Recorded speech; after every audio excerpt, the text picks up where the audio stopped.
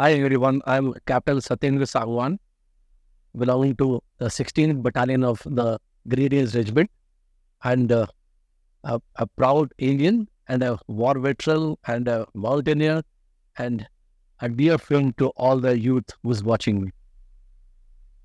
So, as you mentioned, you're a war veteran. We'd like to delve into the stories of war, the stories that I have heard from you, but I want these stories to be shared with our audience. So, please, sir, please elaborate on the stories of your heroic incidents at the Kargil War. Well, as we say, people, they have to be lucky. And to be lucky, actually, you have to dream for that. And since my childhood, I always dreamt of wearing uniform. And wearing uniform, and not only wearing uniform, but also to do something for the country, for the nation. I'm one of those fortunate officers or soldiers who got to don the uniform, the OG, we got olive green, and putting on the stars on our shoulders and taking the shapath that at any given point of time, whenever there is a call for the nation, I'll be there.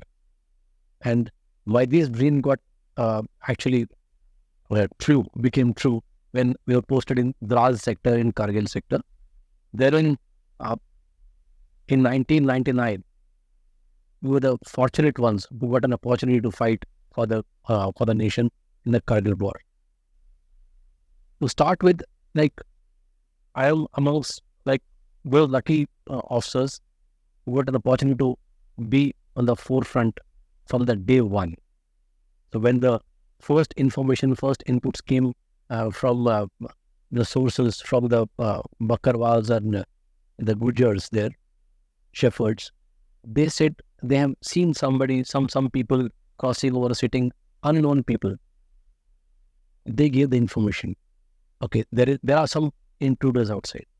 So we were the ones who were actually lost inside that territory to find out what is actually happening. Are they actually some intruders or some shepherds? Who are they? So we were the ones who actually went up on the top there, and along with a small commander platoon. And to share with you, the first bullets on the Kargil war were actually fired onto our platoon, our 16 Grenadiers people. We were not actually prepared for a war. We were just carrying little weapons, small weapons, and as one or two LMGs and rocket launcher. But the moment we were ambushed, our entire platoon, we were split into two sections. The entire platoon came under heavy enemy fire, and the entire valley of the place called Yaldor and Bakarhat, it started shaking like anything, because in the mountains the voice echoes, and when they are firing, so the firing actually, it was thundering fire, and we were fired upon from three directions. So those were the first bullets which were fired in the Kargil war. I still remember it was 7th of May 1999. It's almost more than 24 years now. So that was the day where the first casualties, the martyrs of the Indian Army were there. Three of my best firers, shooters were there. Halda Padam Singh, Yogesh, and Mohan Katat. That was the time we actually realized if we are in a real big situation. We tried to retrieve the bodies. It was a hell of a task, because in the mountains, when you see, it is very difficult to not only walk, because that was in a high altitude, but also we have to actually carry our own weapons, our own backpacks. In such a situation, when we have to actually lift someone up as a casualty, that becomes a bigger task. So we had to retrieve all those people from there, and we got our orders. Okay, you don't have to we are not going to leave our posts. So keep fighting. We kept on reporting that, okay, these are the enemy positions. And that is the time when we hear the sound of the weapon, we can understand, make out what is the total number of, whether it is a company or a battalion, what level of weapons they are firing. So we estimated that around a company, more than 100 people under Pakistani, they were on they had covered from all the sides and they were hammering us. We kept on fighting for all 6 to 7 days now without food. And meanwhile, in other locations, this message had already got spread. And simultaneously, in Kargil sector in Paksar, the patrolling party of Lieutenant Saurav Kalia, along with his men for Jat regiment, they also moved up to just actually see whether they are having those posts which are vacated during the winters as per the Shimla agreement, whether is there any intrusion in that area also. Unfortunately, that patrol party, they came under heavy fire and they were captured by the Pakistani, which after many days, the bodies were returned in a very, very bad shape. So those were the starting points when we actually saw at the beginning of the Kargil war. Meanwhile, Indian Army started reinforcing with more battalions and the war actually started from there. So in such scenarios, when you are actually fighting against the enemies, against the odds, where you are climbing up and deep in the Nala and going up, whereas the enemy is fully trenched, sitting on top, and they can hit you like anything. They can hit you with even stones also. They don't have to fire a bullet, but somebody is climbing up and big boulders are falling out to them. They actually cannot progress in the war. So our soldiers, we faced this kind of situation, these kind of problems when we were climbing up. There are a couple of such incidents which actually have a lifelong memory, which it's very difficult to forget in life, that how you meet the brave people over there. And when the situation gets tough, people actually come out more valiantly. That's what we've been taught. You all are trained commandos. Commandos में कहते हैं कि मुश्किल वक्त commando सख्त. So that is how we have all been trained. Each and every commando has been trained. So when we were facing harsh situations, so the actual training which we had got actually came up and we reacted accordingly. We kept on fighting with the enemies. So, and they were firing at us. That's the time when I was getting evacuated. I was worried about my boys and bodies. And I met the brave officer, Manoj Pandey, from Gurkhas. The Gurkhas had come to replace us. So that was the time when I met him. I said, Captain Sangwan, sir, we have come to replace you, reinforce you. I said, fine. What can I do for you? So hearing such comfort of the words, comfortable words, I just requested him. I just asked him, Manoj, there are 3 bodies, my men. I want you to promise me that these bodies will be sent back to the home. He said, all right, sir, I'll make sure that it happens. These are not your bodies, these are my. That was the reassuring words to me in those tough conditions. So I had a deep fall, got my backbone injured and all. And then we were brought back. We were further given briefing, and whatever situation was there in the front was informed to our higher commanders. Then further operations were planned by our senior officers, and the para commanders were launched, and this is the way they went. So when we came back, I was asked to report to the hospital there in Kargil, and Kargil Field Hospital. Doctors advised me that you're badly injured and they require at least 1 week to 10 days time to rest and relax, so that you will be ready for the operations. But meanwhile, we had come to know that the intrusion of the Pakistani army was not restricted only to the Batanik sector where we were lost, but also to Kargil, to Kaksar, then to Dras, Moscow Valley. It was more, and also towards the Siachen side. Yeah. So that was around 140 kilometers of line of control. That was the area wherein the Pakistani troops, they had actually intruded in.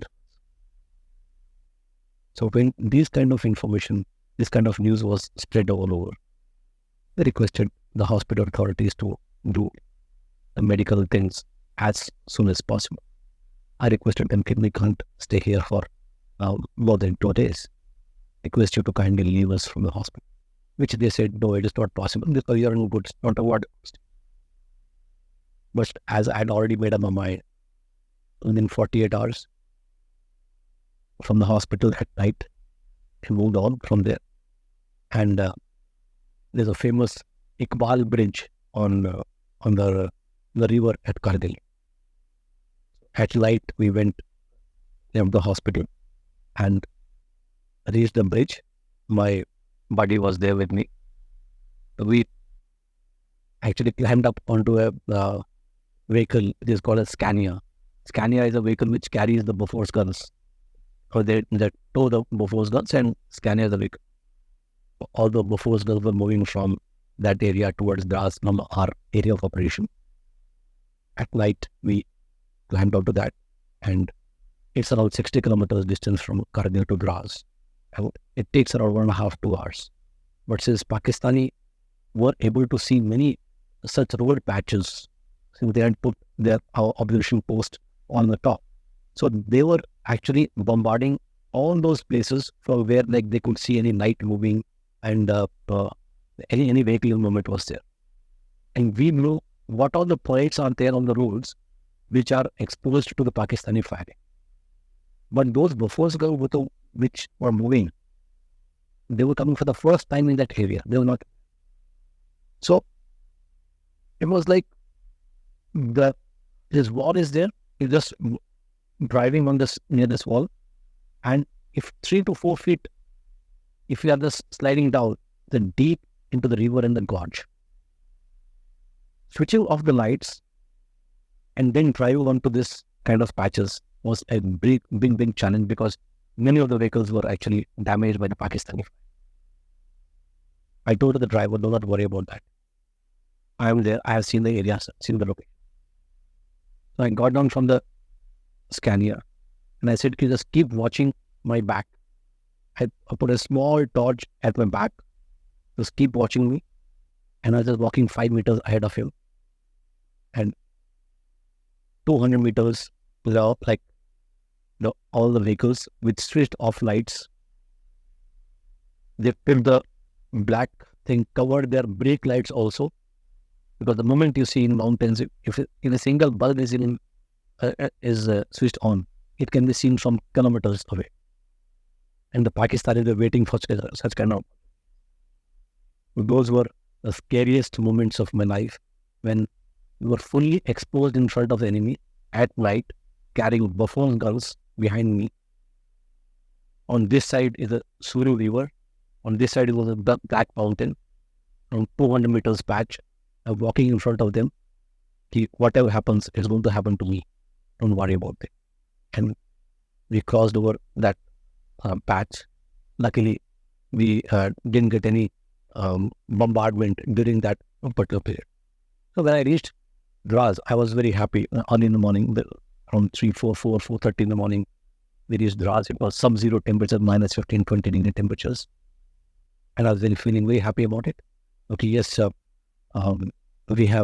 have come back here.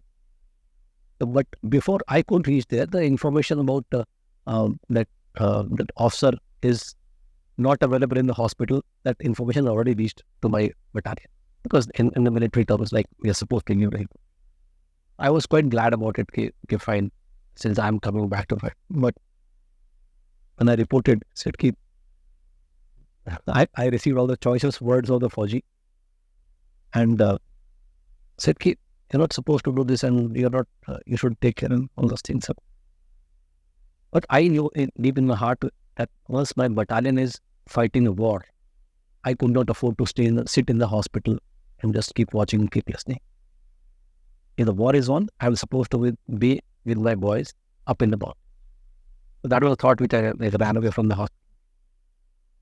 When I listened to whatever the seniors were saying, and when actually we had gone for the Botanic sector, After hearing about shepherds, it was very nice. All our accommodation was well. When I came back after a week or so, I saw everything was bombarded. In all our command post, everything was underground. Overnight, trenches were made, and we were inside the bunkers. The entire city was completely gone. So when I just turned up and was about to come up, so my senior officer, he said, "Well done. This was expected out of you." That was kind of like reassuring words. Okay, this is what our Indian army, this is what like Indian soldiers are. That whenever there is a call, people, they rise, irrespective of their own personal injuries or personal grievances or anything like that. देश ने बुलाया तो हर आदमी मौके पे पहुंचेगा. So those are the kind of reassuring words. That I was told, okay, fine, do one thing, go to the Bimbat area. Bimbat is the place where now, if you see, there's a war memorial of the Kargil War. It's a very famous place. That was a place where the chances of bombardment and all the things were less, and that was the place from where all the troops were getting launched to the famous Toloning Peak, where the Pakistani, they had fortified their positions. And until and unless we would have taken that Toloning place, that ridge, it was difficult to launch further 5140 attack and Black Rock and thereafter Tiger Hill and those. They had already had major casualties during our war, initial. So 18 Grenadiers Regiment, Lieutenant Kushal Thakur, and all, they were all getting launched. So that was the time when I just reached there. And since that was the entire area we were fully aware of the entire topography. He said, do you know the place? I said, I know the entire. Okay, let's come on. Let's walk together. So I kept on walking. My buddy, he was there. He said, Sam, you are not supposed to, because you are badly injured. I said, you just keep quiet. We have to move on. So I said, you stay with me, but don't say it. And we kept on moving, and we guided the incoming battalions. So when we reached the place from where the attack was supposed to be launched, so I said, sir, I also want to be party of this kind of this attack. It was told, hey, son, you have shown us the entire thing and in everything, all the position, enemy position, all. So relax. You turn back from here. I said, I want to go in for attack. That was the time, like my buddy, he said, साहब, ये तो बहुत बुरी तरह से घायल बैठे हैं. He was supposed to be in the hospital, but he is coming to Draz, and now, along with you, has climbed up to this place. That was the time when the commanding officer said, why didn't you tell me all these things at the base of the mountain? I said, sir, they were going for attack. मुझे पता था, अगर if I tell you right now, you won't have taken me up in the mountains. Hey, beta, stay put there. Don't worry, we'll take care. ये तो जज्बा एक Indian soldier में होता है कि आज वक्त आ गया है, and let's do or die. Let's do something. There is something very unique, and that is there in the youth. So having these kind of thoughts, to this kind of energy, is obvious. Once we see the enemy is firing at us, that he is killing my men, he is killing my brothers, तो एक अलग तरह का जोश और अलग तरह के क्या कहते हैं कि गुस्सा, कि how come like he has like killed my brother officers, मेरे बंदों को कैसे मार रहा है, how is he bombarding my township, मेरे लोगों को मार रहा है. एक तो वहाँ का मौसम, it was around -20, -15, negative temperature, and then they're climbing up hill with all those load with us. तो अपने आप में थकावट वैसी है, less of oxygen, then we're not having food, proper food, we're not getting it. All such kind of situation, and on top of it, enemy is firing at us. he's killing my men, he's bombarding my place. तो एक अलग तरह गुस्सा पाके खत्म कर दो. ऐसी situation के अंदर I was what 27 years of समझ, तो 26-27 साल की उम्र का ये यंग यूथ जो यंग ऑफिसर्स जवान जो है, तो like all those are listening right now, few people are there, we were of kind of your. ऐसे में अगर कोई किसी को जल्दी से कुछ भूल ले तभी खून खौल उठता है. And in a situation when you are really trained, you are a commander, you are wearing all the gears and everything, and somebody is firing at you and still keep sitting. No, it is not possible. They will not sit. We'll give them back and nice and proper. So that was the thought of each and every soldier who was there fighting there, who was there present there in scenario. And my such type of my reaction was fully justified at any given point of time. Everyone who was wearing uniform would have reacted in the same way. Let me go and finish these people so that dil ko tasalli. Well, everyone got the chances in. So there, that was their day. Like they got to go up and fight. Few of them, they didn't come back, but we captured that area totally. That was a famous place. Thereafter, it kept on moving along with different battalions for different operations. We also were part of such, we witnessed or we heard many such stories. What to say as a story? They're not stories.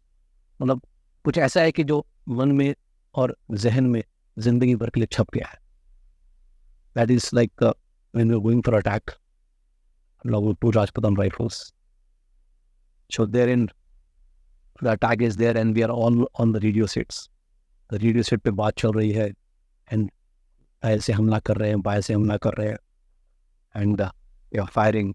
Suddenly the call sign comes. Okay, वो कहाँ है? उधर told you, fire करे. उन्होंने fire किया सब कुछ. And it was a total chaos actually. Pakistani armies, they are firing at us. We are firing at Pakistanis. Post fire कर रहा है, कोई इल्यूमिनेशन राउंड दीवाने की तरफ. कौन सी गोली कहाँ से आ रही है, it was not born. And हमारा जो फायर चल रहा है, पैरा बोला, we are crawling down, crawl करके आगे बढ़ रहे हैं, तो they are getting fire support. तो force is firing non stop. So it was a fire of the mountain actually when we were going. And suddenly there is a radio silence. Okay, वो कहाँ है, साहब कहाँ है? साहब नहीं है. Got hit is no more. And we have the same radio frequency. हम 5 लोग बैठ के बात कर रहे हैं. Suddenly find the वो कहाँ है? It's not there. Got hit. So ये like when I'm talking to you right now, I'm back into my same zone. Another incident when 13 Jacklif, Jammu Kashmir Rifles, when they came for attack in Bhai, Captain Vikram Batra. So in that area, they were climbing up to 5140, the top peak. They were tasked to complete this task by daylight. They're all on the radio set. And the call sign was Ending Mange War. वहाँ से वो fire attack चल रहा है. Pakistani they were from the behind, पीछे की हिल से निकल रहे हैं. We were putting our MMGs, other supporting the groups over there. They were also firing. इधर से वो अटैक चल रहा है, पीछे से वो, क्योंकि उनको भी जान की परवाह पड़ी, and they were running off from there post. वो पीछे से निकल गया, and we were watching and we were firing from our position. गोली लगी, बहुत लोग ऊपर से टपक के नीचे गिरे. And then we heard, okay, achieved, target achieve, झंडा दिल मांगे. So we are, that's what in the beginning I told you, I consider myself as a lucky person, like was part of the entire story which was going on in the entire war.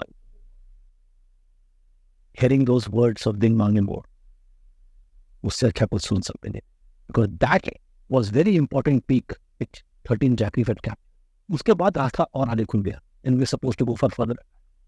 So because they had fortified all the places, एक के बाद एक we had also had casualties काफ़ी नुकसान हमारा हुआ. In that particular attack, we lost, where like I got injured. We lost Major Acharya, Captain Vijan Thapar, Lieutenant Ken Buse, to 8 to 10 other Jawans also. Climbing up, the battalion was climbing up for the attack, and there was no way. It was proper cliff. Therefore, Ken Buse took out his shoes. Your trained commandos, he took out his shoes, naway pair. He took his gun on his back, and he was climbing up the cliff with bare feet. Climbed up, he fired. Unfortunately, he also got a burst at the end. And they were climbing up. The Pakistanis, they actually pushed that Sangwan. Sangwan is that big boulders, actually not cemented, ek ke upar ek aise just balanced कर. And when they came to know, okay, the attack is Indians are coming from here, they just pushed those boulders, pushed those stones down, and climbing soldiers got hit by those. That's how, and they had thrown the mines all across the places. They had put the IED. They were quite ruthless.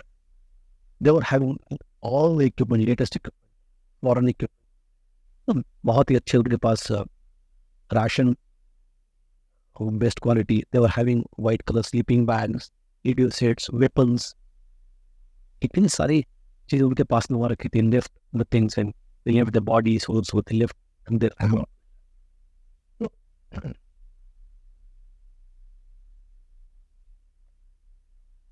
So we have actually pushed too hard because it was required. और इसलिए हो पाया कि we were young. A young force of fighting over there. The youth was fighting over there, young officers. And unlike the Pakistani army, Indian army officers, they always lead from the front. Okay, मैं आगे चलता हूँ, you follow me. Whereas on the other side, it was, okay, भाई तुम आगे हो, मैं आता हूँ. So that is like a few of the Pakistanis which were captured. Right? They said so. कि हमारे officers पीछे बैठे हुए. They were in real bad condition when they when we started attacking them. There were conditions when we were feeling how to actually go about it. How can we further go up? In such situations, the Indian Air Force, they were a great savior to us. Hats off to those pilots, the entire Indian Air Force, that they came in for the attacks. The fighter planes, they came in for attack. And the Mirages, the MiGs, they came in for attack. And they did a wonderful job.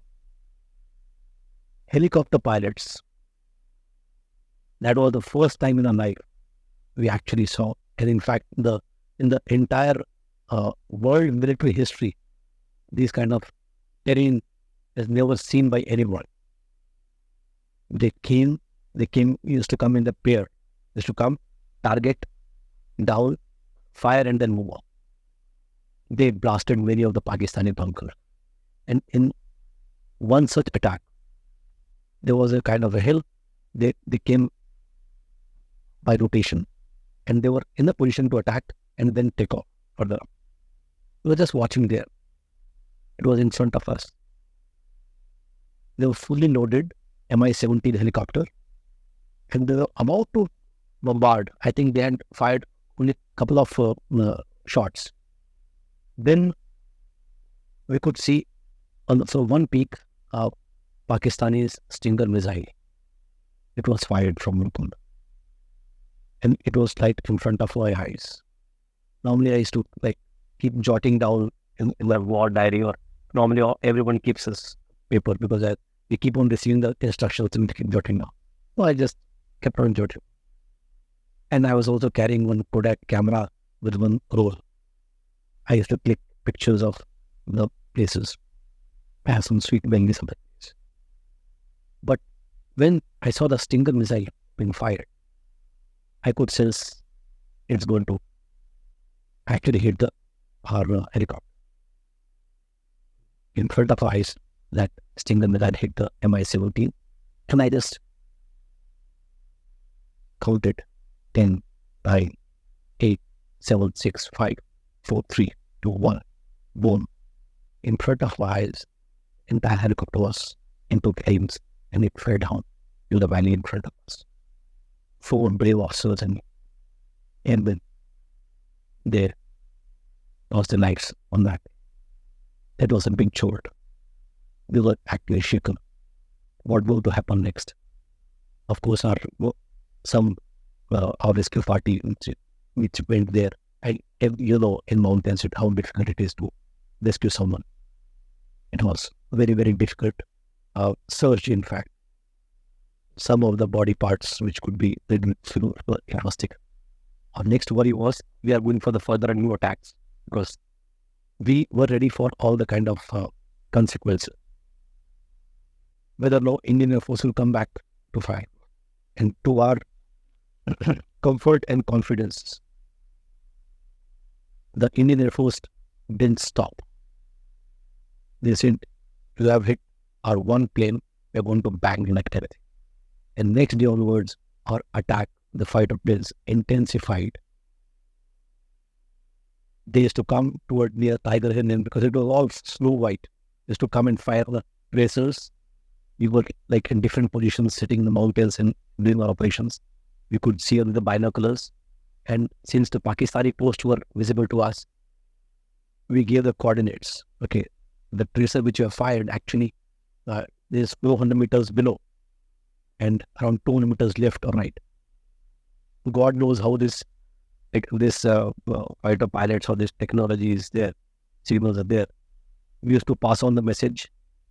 So they used to actually coordinate, okay, this Captain Sangwan is sitting here. He is watching Tiger Hill from there. He is saying if 200 meters up and 200 meters left, right. So they will pass on to the artillery people. The artillery people will pass on to the air traffic control at Srinagar or wherever ATC was there. And then they'll pass on to the pilots. And by the time they come for the next round, pilots would have adjusted accordingly. And by the time they come the next round, and they used to bombard places. In hills, they actually put the entire hill on fire. So that actually gave us more confidence and leeway for the attack. There are such many such stories about the war. Many people, they came out like they never expected they can behave in such a manner. And in one such attack, in the Black Rock area and Three Pimple area, when the attack went in, we were actually quite spread a long distance. So we had orders to go and occupy the Pakistani posts immediately because we already had a casualty on the previous night. And Pakistanis, they are like very quick in counter-attacking. So that was pretty thought of. So then we went downhill and then uphill. It was by the time we could reach the peak, it was almost night. And when we reached there, so my boys were quite spread out. I told my buddy, okay, hold on, let all the boys come together. I'll go on the top and find the area location properly and call you up. So once everybody is together, message me. When I reached to the top, I saw a couple of Pakistanis running around, 2 bodies lying out. It was a mess. And from all the directions, fire was going on. Here was firing, Pakistan was firing. I got a message from on the radio from my buddy. He said, well, we all are together. Tell us where to come. They were around 100 meters down below. I told them, don't worry, I'll come and get you up. Because I had left my packs down. Everybody was carrying on 20-25 kg pack with them. I was just carrying my own weapon. So as I was going down to get the boy up, 10 meter karib, I just gone down. Suddenly, I stepped on one of the mine. I was not aware of that. Yeah. It was a big blast, boom. I fell down. Couple of seconds, I started feeling a lot of pain, severe pain in my leg. So that was the time when I actually realized and assessed my body. So I found, okay, below the knee, the leg is not there. and all the bones are hanging, fresh stone out. There was, great pain. And I started shouting. Totally unbearable pain. When I started shouting, what happened is my boys who were about to come up, they thought, okay, I have been captured by the enemy, Pakistanis, and they are torturing me. And that's why I'm shouting. So they became extra cautious, and in the direction of my sound, they put the machine guns and they start firing towards my side. When there was a small gap of a couple of seconds, I shouted once again because it was paining very bad. And I told them, stop firing. It's me who has got injured. Cover. But it was like 11 or 11:30 or something like that. So then I actually saw left and right. So I was lying in a minefield. I was fortunate that if my hand would have got stuck on the mine, it would have got blown, or my head could have got blown. I was just fortunate that my leg only was not there. And in that scenario, the only thoughts which were coming to mind was, we have to complete our mission. We have to occupy it because Pakistani people might come. So I guided my boys not to keep their foot on the normal ground. Keep your leg only on the boulders, on the stones, big boulders, because it's a mine. So once this word of minefield comes into mind, it becomes very, very difficult for anyone on the earth. If you say you have to cross 100 meters and at any step you might get blown off, बहुत मुश्किल है to cross that place. But boys are very well trained and they got correct instructions. Do not step on the ground. Step only on the boulders and reach here. So they came, and when they saw the condition of the leg, by the time these people they came up, I just took out my field dressing, first aid, and tied my leg very strong, because I knew that if I keep on using blood, I may conk off. So at any cost, I could not afford to get unconscious. As I was fully conscious and taking all the required steps, I just connected my hanging bow and flesh and everything and tied up very far. I told them, occupy the places. Go and see the bunker. Do not touch their bodies. Do not touch anything of Pakistani thing, because there have been incidents when under the dead bodies, these people, they have pulled up the pin of the grenade and kept the grenade under the body. So they came and occupied the places. Our two rifles officers, they also had reached there. They were on the helping us getting reorganized. Then once everything was placed, that was the time when I reported back to my base.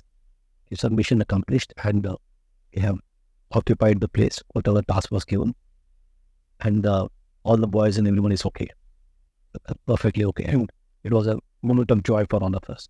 I said, one more thing has to be reported. What's that? Simply, I stepped on a bike and I lost my right leg. That was kind of a shock to my commanding officer and my senior officers. This is the thing which you should have told me first. I said, no, the mission accomplished. Everyone is safe. There's an injury, reporting. That immediately come down. So coming down, he said we were around 8 to 10 kilometers up in the mountains, sub-zero temperature. There is no path as such. How to come back, how to evacuate a casualty, the bigger challenge in mountains. Normally, you find 2 persons, they can carry a casualty, carry an injured soldier. But in mountains, it takes around 4 persons. And that 4 persons cannot carry together. They have to keep replacing. So at least 6 persons should be there, 6 soldiers, and will be required to evacuate the casualty. So hats off to those boys. That kind of brotherhood what we had amongst us. But that is a fate, literally, a soldier. Amongst the soldiers, they have ki, agar mujhe kuch hua, to he is there. He'll always get me back. And I have that faith in my brothers. If anything happens to me, he is there. He'll never leave you behind. And that's the motto, that's the training of we defense officers and defense soldiers, that we never leave our men. We always get.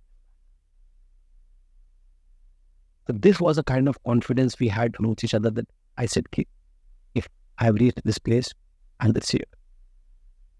It was paining like hell. We were hungry. We were thirsty. We tested and tried everything. And first painkiller injection I got when we reached the base of 7-8 hours.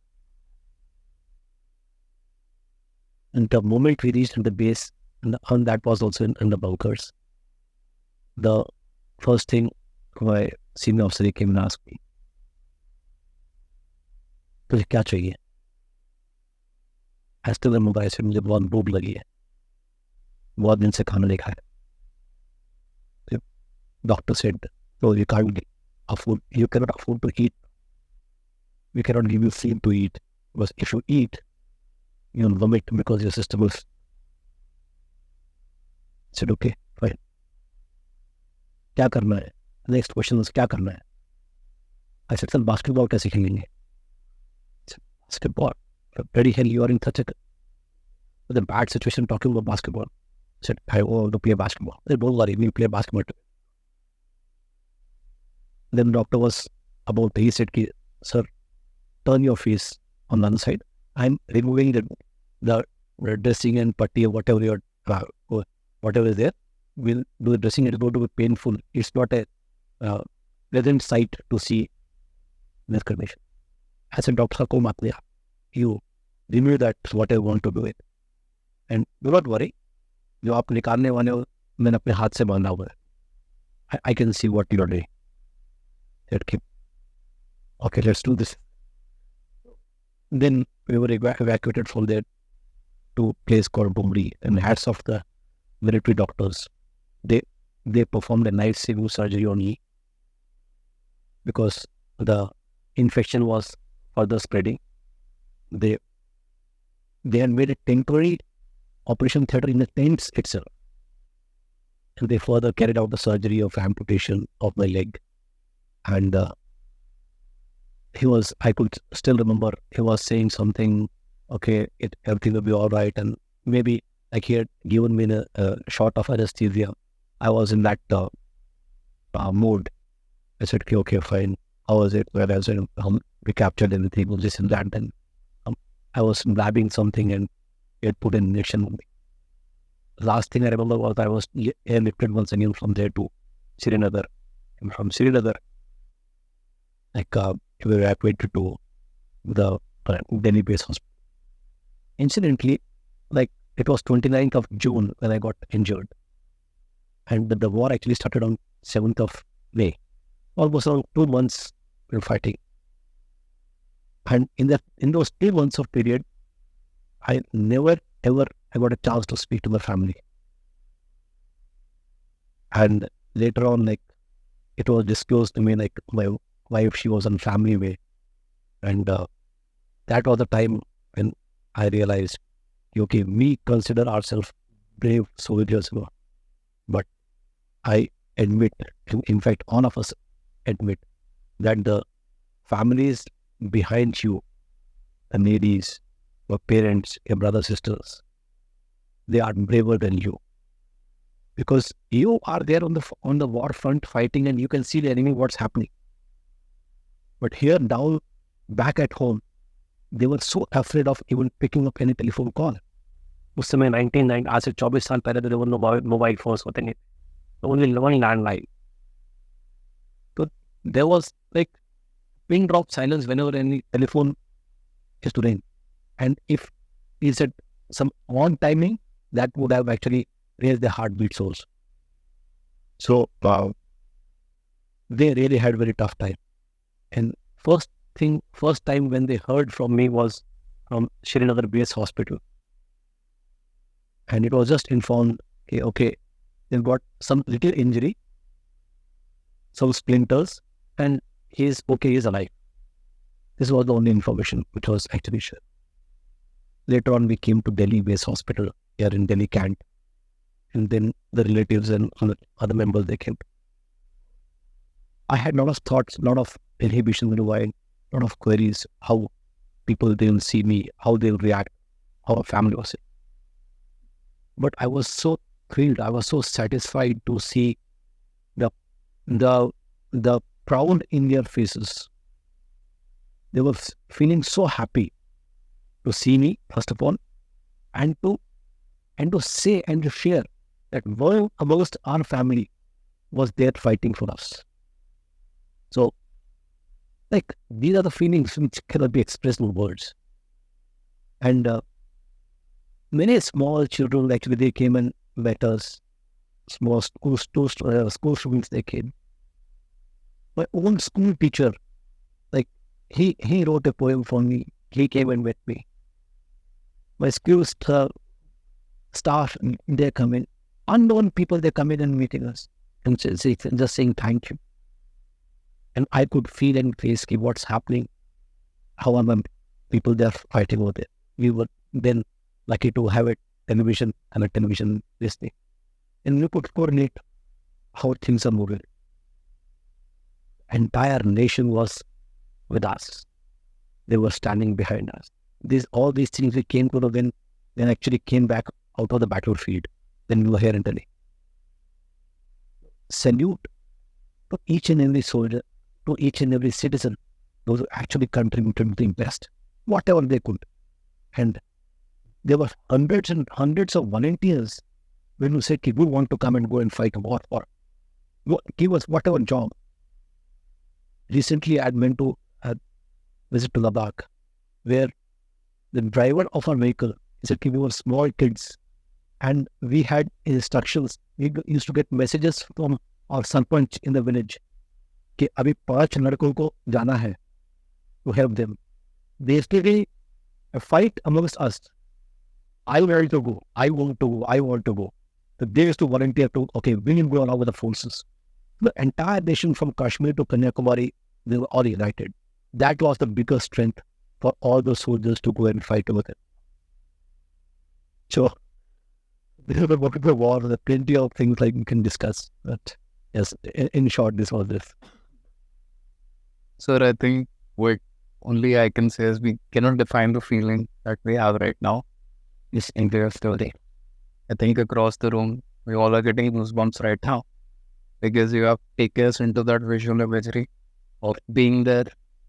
You can only imagine you being there, having that kind of courage, having that kind of sense of nationality and that patriotism that we have only heard about, but we are getting to see right now.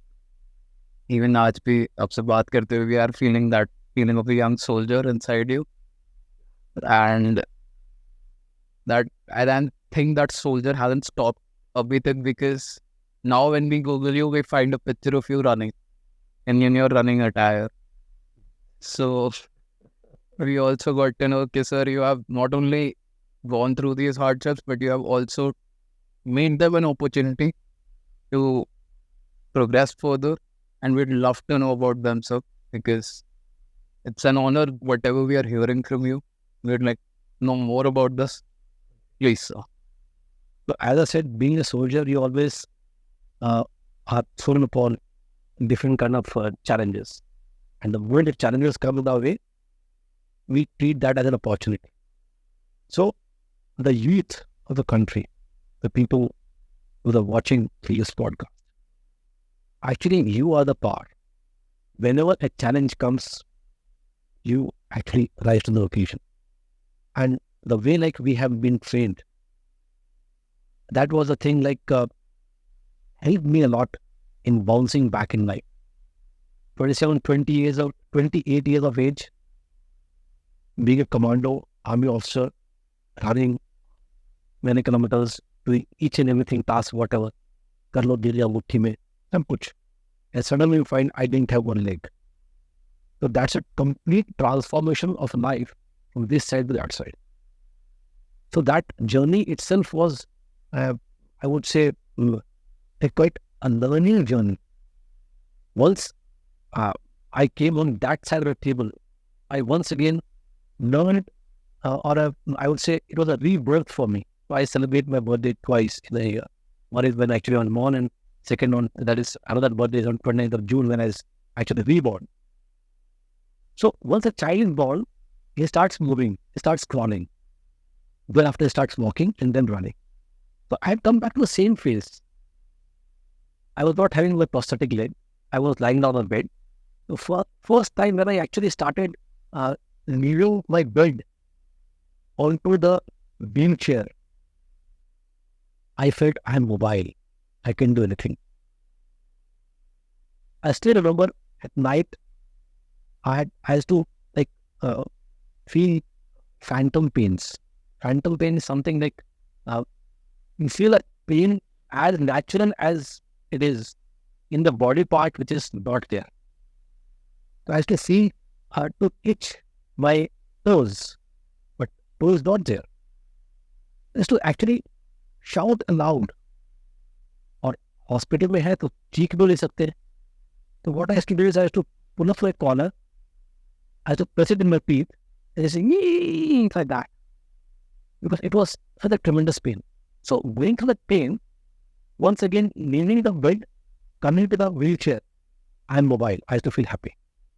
Then leaving the wheelchair and walking on the crutches, still I am not having a prosthetic leg. Like a baby, I started moving. I can come out of my room and see what's happening. Then after, went to the Artificial Limb Center, Pune, military hospital there. There we got our prosthetic legs. So when I got the prosthetic leg, it was a very happy moment as well as sad moment also. Because we had lots of questions in our mind. How am I going to drive a vehicle? How am I going to drive a motorcycle? Or whether I'll be able to walk properly or not, whether I'll be able to play basketball or not. And what if I'm crossing the road or some vehicle comes, can I cross it or not? So how is it going to be my normal life? I had plenty of questions. All such questions actually came to rest the moment we entered into the Artificial Limb Center, Pune Military Hospital, where it was written warn letters. I complained of not having one limb until I saw someone not having both. I couldn't comprehend what does it mean. So as I went inside there, because it's an army hospital, and in army, all the sorts of operations are going on, and so under the tree at all the different places in the park, we saw many such soldiers, like not having both the limbs. Some of them, they're not having both hands. Somebody not having one arm and one leg. And they are happily walking, sitting, talking, and using the prosthetic legs. I said, wow, this is something amazing. And that was the moment when we actually saw and were just awestruck. Ab kya hoga? Suddenly somebody came from behind. I don't know who was he.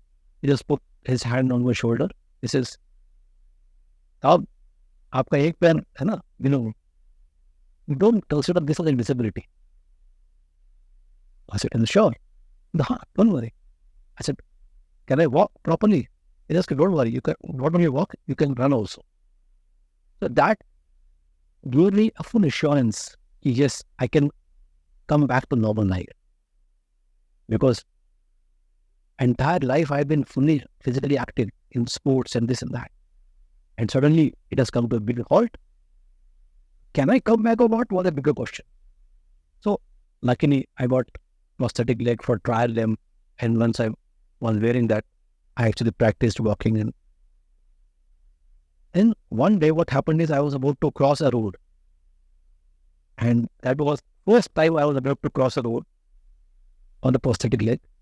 And my confidence was down below. Whether I can cross it or not, what will happen while if I'm crossing, some vehicle comes, I kept on standing there for 10 minutes, kept on watching.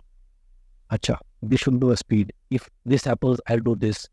If nothing happens, I'll hop on my one leg. I'll do this, I'll do that. Then one of the other persons were there. I said, okay, we'll go and watch. If something is coming from right side, you go and watch from left side. If it's all okay, then I'll cross over. Then slowly I kept my one or steps. And the moment I crossed the road, and road was around what, 15, 20 feet only? Not. That was the day I got a confidence. I said, yes, I did it. Then the confidence meter once again started going up. I can walk. And thereafter, I never stopped. I walked, not only walked, I ran, I started running, and I loved running. So very slowly I took running as a passion, and once again came back to the same shape. And later on I learned, okay, there are some kind of sports which is called Paralympics, and the competition is among the equals. Okay. So if somebody not having limbs, so lower limbs, so he'll compete amongst lower limbs, upper limb, same way. Fair enough. So I participated. I didn't know what was my standard. I took part in the nationals. To my surprise, I got a gold medal in nationals. Then I was also in the javelin throw. I won a gold medal in nationals. So I got selected in the Indian team. And to my surprise, in 2004, I still remember, we went to Belgium, representing India. And that was the day when I ran and threw a javelin throw, and I won a gold medal for India. That was a great moment. Ek zindagi ye thi, and once again a comeback. To then I didn't stop. Then it was next year, went to UK, Manchester. They also athletics, running, throwing, and won various medals across various countries for the country. In one such event, when we were in Malaysia, we were running. I was running 2 meters. So it was about to finish when I had a fall, and my prosthetic leg broke down. So I couldn't complete the race. So that was a time when I came back, doctor, they said, "Must don't do that. Otherwise, you're going to harm or injure yourself." I said, "Okay, fine." I stopped. Okay, I'll not run, but can I do something or some other small movements and all? That yeah. So I started playing badminton. In badminton, once again, physical fitness was properly maintained. So I started playing badminton, left athletics, went for nationals. Once again, I got a gold medal in nationals, singles, doubles, and got selected in the Indian team once again. Now a different game, badminton. Kept on playing for the country, and fortunately in 2009, went for the Asian Games, won a medal for India in the Asian Games. And probably I think during this time only there was a World Game. I was in World Games. And keeping our fingers crossed, we competed well and won the medal for India in the World Games as well. That was a proud moment actually to see when you're actually standing in front of the entire stadium and national anthem is being played and your Indian tricolor is flying up and you're getting the gold medal for the country. Isse bada the feeling was. It was as if you're in the war and you've won something. For these achievements, Government of India recognized the efforts and the contribution, and I was a proud recipient of the national award from the Government of India, being a role model in society. So this is then we went to play in Israel. Now the things are going on, but it's a beautiful place, beautiful country. And there in single doubles, an proud medal for the country. In 2011 onwards, I quit the active sports and switched on to something different called trekking and mountaineering. So this is entire life I've been taking on the challenges, new challenges. So that's how the sports thing, which was part of my life for a couple of years. And when we started trekking, I was posted in Dehradun in Dehradun, you see nearby all Mussoorie Hills and everything is there. So we started trekking. Once we started trekking, so there was an opportunity. Would you like to go for Mount Everest Base Camp? I said, yes, why not? And there was a selection done in the company. So once the selection was done, I was fortunate to be selected in the top people to be part of the Mount Everest Base Camp trip. So in 2015, we went for the Mount Everest Base Camp trek. It's a wonderful, wonderful. Being at the base of the Mount Everest Base Camp, and trekking for 8 to 10 days, very tough terrain. Then I came back. That was the time when we actually said, let us take it seriously. And fortunately, we got an opportunity in 2017. A team for Mount Everest was being selected by our company. And there was an open invitation for all. So there were different levels of competitions, different level of selections that was carried out, wherein first was running 5 kilometers in 25 minutes. It's actually a big thing. Those who are fond of running and those are physically fit, they can understand what is running 5 minutes per kilometer and what does it mean. So where I actually started practicing for that, running for that, my entire leg got swollen in a lot of places without bleeding. I adjusted to that somehow, qualified for the one. Then next was you have to run, you have to have 20 kilometers mountain race, starting at Dehradun from near Indian Military Academy. That is the route. Uphill, downhill, and then finally come finish point was in Mussoorie, Hathipao. That is a place in 20 kilometers. Once again, I qualified into the top people. Thereafter, we actually underwent the adventure course of 2 weeks. Once again, elimination round was continuing. So once again, I was in the top. And the beauty of this entire Excel was that the team members which we were having were from different age, around 20 years younger to me, 10 years, 5 years younger to me. Going down, so I was actually physically competing with 20 years younger colleagues in physicals. And that period, the prosthetic leg.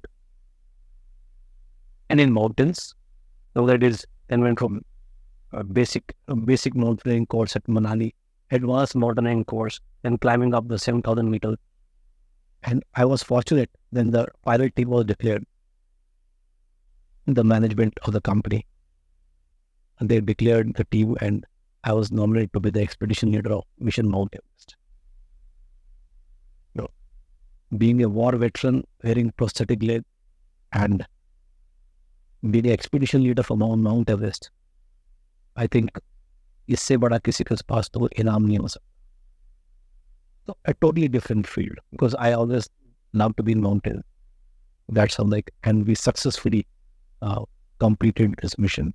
And 7 of our team members, they, as per plan, they submitted the Mount Everest. And the biggest achievement was all of our team members came back safe without any injuries. Because going up in the mountains is a great thing. But the bigger achievement is climb down the mountains without any injuries and without any casualties. That was a greater achievement for us. So we came back, and still we hold a record of being the first corporate to select, train, and then send a mission to come back. That was one thing. Now coming to place where I'm posted right now is in Delhi. So Delhi, we don't have mountains, but you have to maintain the physical fitness. If we don't have mountains, so whatever you have, use that. So in Delhi, we have all good roads, so let's start running. So that's how I joined a couple of running groups here in Delhi, and picked up cycling and running. So I'm fortunate to be part of almost all the major marathons, and I've participated in Delhi Airtel Marathon, regular marathon, and then Tata Mumbai, and in Recently, I did by Ladakh Marathon in high altitude. This kind of races I keep on participating just to maintain my physical fitness. And more so, each and every person who's running there on the roads, or let's say climbing in the mountains, they're all very positive people. The youth, the young people, they're very positive. On the roads when you're running, actually, everyone encourages each other. Nobody says or points out on the very genuine you their speed. And the beauty of this. And everyone keeps saying, come on, ho jayega, come on, let's do it, let's do it. So this positivity is there in the youth. And if the young people, the young generation, which I'm very glad that at present, the Indian youth, the number of the population what we have in the young bracket is the maximum in the world.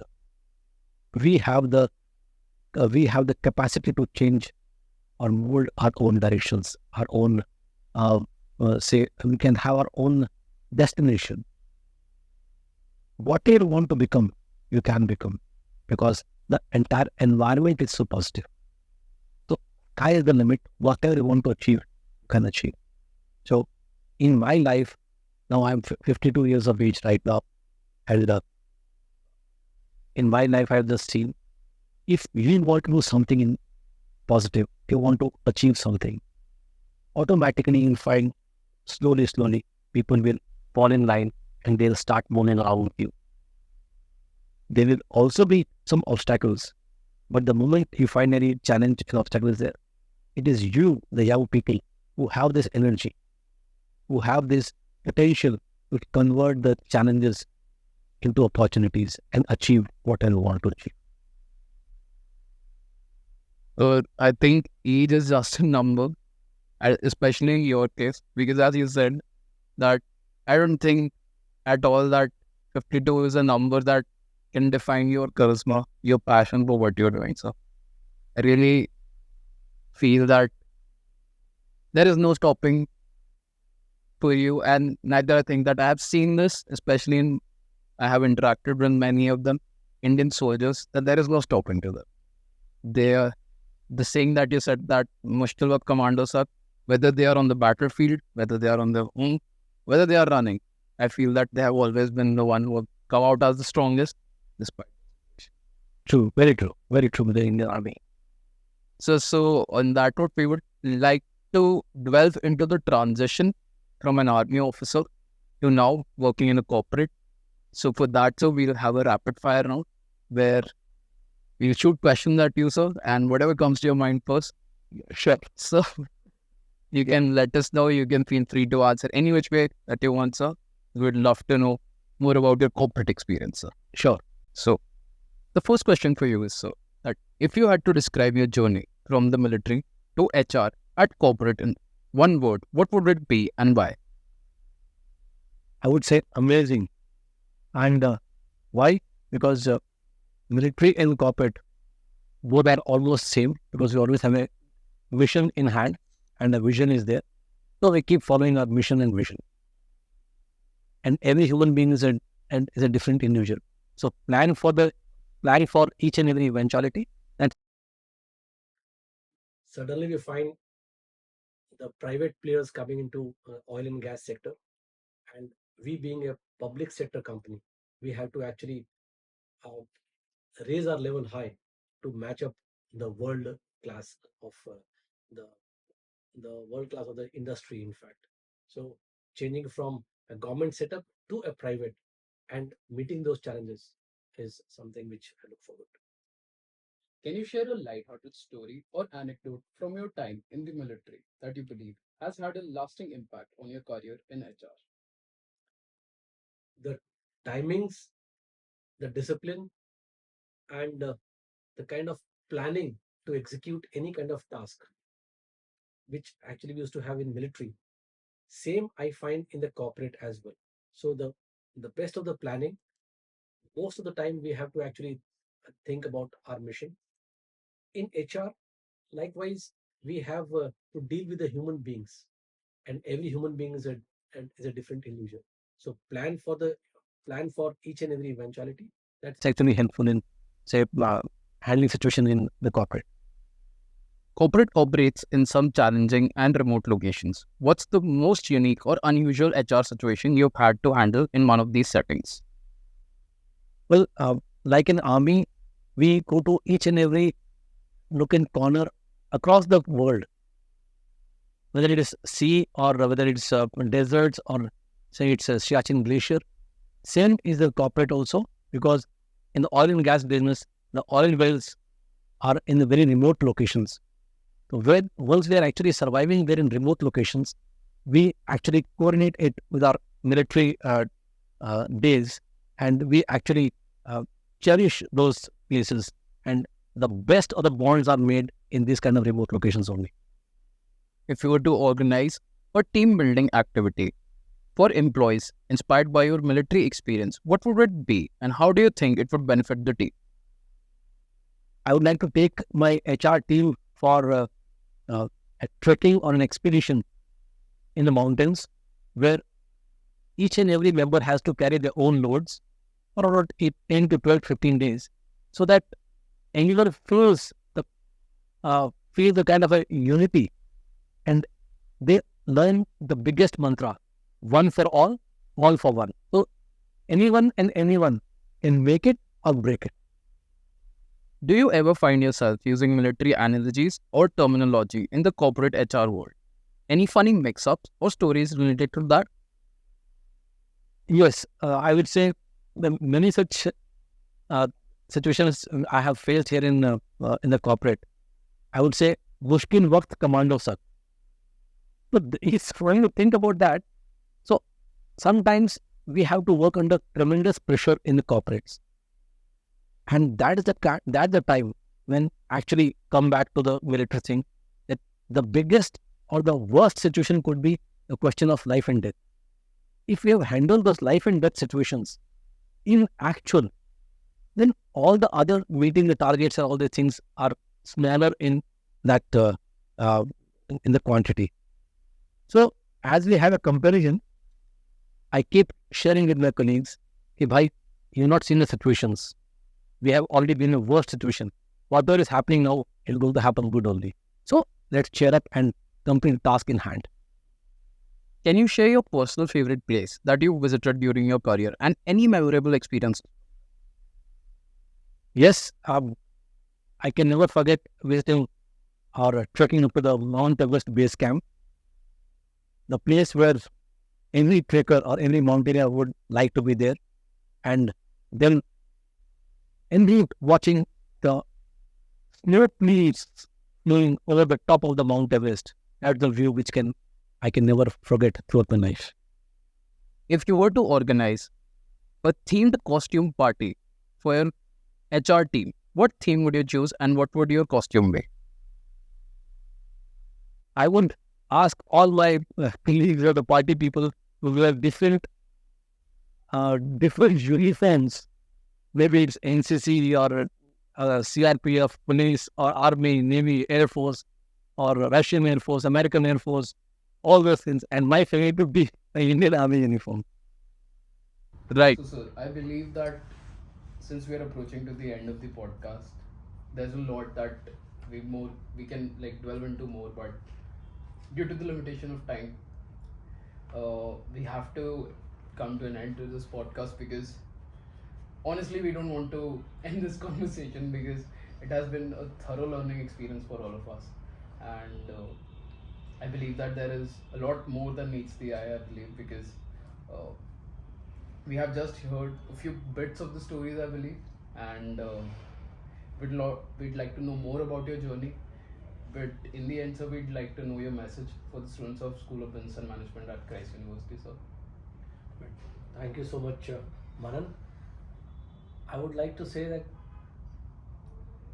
the Christ University and all the youth of the country, especially the youngsters in the colleges, they are having tremendous potential. That's what I believe.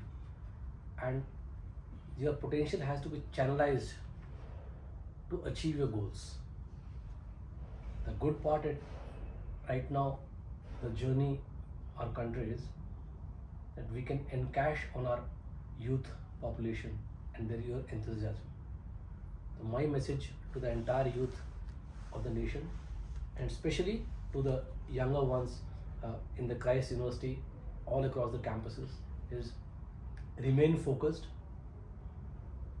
Do not lose your dream. Keep always your target in front of you. Take small baby steps, and definitely, whenever you face any challenge in your life, you have the ability, you have the capability to convert all those challenges into opportunities. Keep smiling, keep taking everything into a stride. Remember that every failure is a bigger teacher than a success. So every time you cannot hit a six in every ball. So have faith in your abilities and capabilities, and there are plenty of opportunities going to fall in your place. If any time you find that doors are shut, despite trying your level best, if a door is shut, remember, you can always open a window and fly away. So sky is the limit for all of you, and I'll always be there to keep smiling and to salute each one of you whenever you take any baby steps and whenever you go up. So you'll always find me standing beside you. That's what I want to say. Thank you so much, sir. I believe that that message is going to inspire each one of us and is going to be a source of motivation. And we at Christ University are delighted to have you on board, sir. It was an honor meeting you, sir. Thank you so much. It was a pleasure hearing your stories, sir. And on behalf of our entire team and the School of Business and Management at Christ University, I'd like to thank you, sir. And thank you so much for having us. And it was a pleasure meeting you, sir.